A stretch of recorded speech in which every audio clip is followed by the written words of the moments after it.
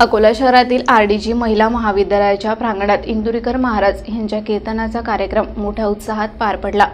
या कीर्तनात इंदुरीकर महाराजांनी आपल्या विनोदी शैलीतून श्रोत्यांना मंत्रमुग्ध केले असले तरी या कार्यक्रमात बुरटे चोर पाकिटमार यांनी शेकडो नागरिकांचे खिसे रिकामे केले। कुटुंब कसे सुखी ठेवावे आणि सामाजिक जीवन कसे समृद्ध करावे या विषयावर इंदुरीकर महाराजांनी आपल्या कीर्तनातून दिलखुलास मार्गदर्शन केले, ज्यामुळे श्रोत्यांच्या चेहऱ्यावर हास्य खुलले। परंतु या हसतमुख वातावरणात काही पाकिटमार आणि मोबाईल चोरट्यांनी आपले हात साफ करण्याचा प्रयत्न केला। शेकडो नागरिकांची गर्दी झाल्याने चोरटे सक्रिय झाले आणि अनेकांचे पाकिट व मोबाईल चोरीला गेले। त्यामुळे नागरिकांमध्ये नाराजीची भावना निर्माण झाली।